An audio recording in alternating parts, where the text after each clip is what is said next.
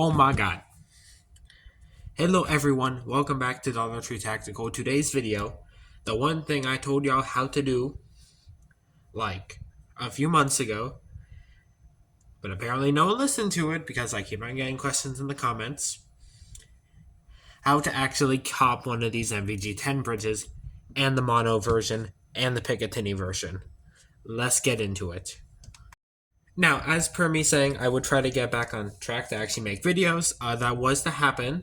I was supposed to make one, and then I burnt the fuck out myself on a car. Not fun. And I've been being lazy as hell because I wanted to literally do nothing and just not be crispy. That's it. Time for me to show y'all how to actually cop my super cool CAD file. Now, the first thing you need is you need 1 or 2 units. Now, you can buy one of those off Amazon for, I think cheapest I found there was 400. What is it, like Tic M60 or something? It's literally just NVG-10 except they charge more. I don't know why. They put a little bit of laser engraving on it. But it's just your run-of-the-mill NVG-10. There is zero difference between them. But what you really want to do is you're just going to want to go and buy one off eBay, because usually what I found is you can get them for between $360, $380, which is still cheaper than the stupid Amazon one. Like I said, absolutely zero difference. You want 1 or 2 units. And once you acquire that and wait the week to 2 weeks it takes to actually get here, you can start by thinking on how you missed my instructions in my previous video. Now, this isn't one of my main units. In fact, this is one of the ones I killed because I messed around with it too much. As you can see, I have tape on here, so I'm saving this as a spare lens in case I need it. This thing has actually been hollowed out entirely. I just have the board sitting loosely inside there, simply because I think it's kind of cool to see how it all works. But yeah, cop yourself 1 or 2 units. That should cost you a bulk of all the money it'll take to actually build this bridge. That'll run you 2 of them. Should be a little over $700. Now, as for the actual hardware you will need, it really isn't that much. Shouldn't cost you more than $10. What you need are 2 M4x20 screws. You need 2 really wide washers. I believe these were Imperial. I think they were 3/8 washers, but you want like the fattest washers you can. And another something you can do, which I find that greatly keeps them from sliding, is you want to put a rubber O-ring underneath the washer. That way when you clamp it down, it actually keeps it from sliding even more, which is great when your body is being shocked by recoil. So yeah, 2 M4x20 screws, 2 M4 nuts. You're going to want the ones with the rubber washer at the end, because, keeps it from getting undone. You want 2 M4x30 screws, another 2 M4 with a rubber washer.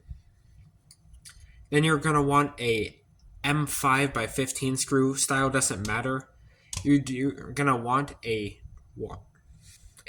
nut without the rubber part. That way it'll actually sit flush inside this Wilcox mount. And that's all you need for hardware. To actually install the bridge itself onto the units, it uses the stock screws that come with the NVG-10. Now, as for actually acquiring the bridge, the easiest and simplest way you can do that is click on the Thingiverse link on my channel. You can click on the link in this video description. I believe I have links in the main NVG-10 video. The actual one where I said I finished a bridge, blah, blah, blah. I didn't because I improved it. But to get this, go to Thingiverse. It'll say NVG-10 foldy bridge. There's the non-foldy bridge. I believe it's this one. But you're just going to want to use the foldy bridge because, why wouldn't you want articulation aside from being able to adjust them? The height offset also means it fits better on Wilcox mounts. You're going to want to follow standard Thingiverse procedure where you go to Files, you click on it, And on the NVG-10 Bridge, there should be one group file that has literally everything you need to print in the orientation you need to print it. Just take the 11 or so hours, run that through your printer, run it at 100% infill with supports, but no supports inside the holes, or else it'll be a pain in the ass to remove. Sorry, there's nothing I can do about that. Maybe, I don't know, maybe your printer's more dialed in than mine is. Print that, run it up, assemble it. And as for the actual assembly of the bridge itself, it's pretty self-explanatory. You actually have the bridge, you have the Wilcox mount that sits on the top part, you have your tube mounts that sit underneath it. Those should slide into place. Be able to just freely slide those around, get those where you want. These are all just old variations of the bridge. I believe number 3 through 11.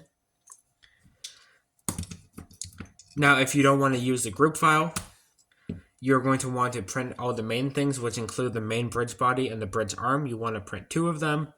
Right and left are the exact same file, so you just need to print the same thing twice. But where it's going to vary is you're going to want to go to the separate file, which is the V12 thick mounts. And the difference between those and the original ones is that they have more space at the top here. That way, when you actually start putting stress on them, screwing, unscrewing, there's a lot more material for them, for the actual nut that sits inside, to actually hold onto. And it has increased durability so much because beforehand, the actual nut itself, the top of it, sat about here or so, when now it sits inside here because this has been raised. If you actually look at it in comparison, it's a few millimeters higher, so much better. And that means you actually have material between the top of the mount. That way when you pull up on the screw and you actually start torquing it down, it doesn't rip out the top, which I've had happen to me about 3 times before I did the improvement. And that's all you're going to need to do. Please watch this video. As for actually buying a bridge from me,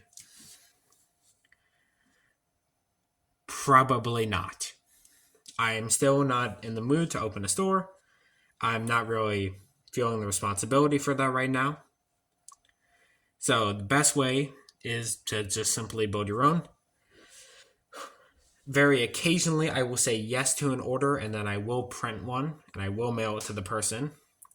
But that is a rarity. Your best luck to actually get one is to print it yourself. If you don't have a printer, see if you have a friend who does, or just bring it to your local print shop. Like I said, very low chance I will actually say yes to printing you a bridge. It's not me trying to be a dick. It's me simply saying, dog, this shit is free and better than just about every single bridge on the market. Still. Anyways, have a good time, stay silly, and I'll see y'all next time. Finally, in case I don't do something stupid again, you should have a new video next week. Psych, who thought this video was over? Nah. When you're actually setting your bridge into the actual bridge configuration, it will not work correctly unless you do this one crucial step, and that is on the rear lenses. What you do is you take this back lens out, this rearmost lens, and you flip it. And when you do that, what it does is the easiest way I can explain it is it makes the light, the actual focus part of the image, off center from the actual unit. And what that means is since these parts are actually angled outwards and you're looking at both of them, it allows your brain to actually combine the images at that point. And you can see that true cohesive panel bridge image. And it's really simple for that. There is a little internal ring screw. You undo that. You take your unit with the ring out and you lightly tap it against your desk. It should come out at that point. Make sure not to touch it. You don't want to smudge it up. Flip it around. Put it back in. It should be concaved outwards. I believe so. Yeah, it is concaved outwards if you've done it correctly. And then you should be able to see the true image. Oh, also, if you want to do these blue color filters, I did a video on that. I dropped a file for it. But the easiest way is to just buy a 32 millimeter blue microscope filter. That'll give you the best image clarity. Take it, put it on the actual eye cup that your thing comes with. Pop them in place. And it looks so much better. If you have questions about that, watch the video right here. Anyways, for real this time, stay silly, have fun, and I'll see y'all next time.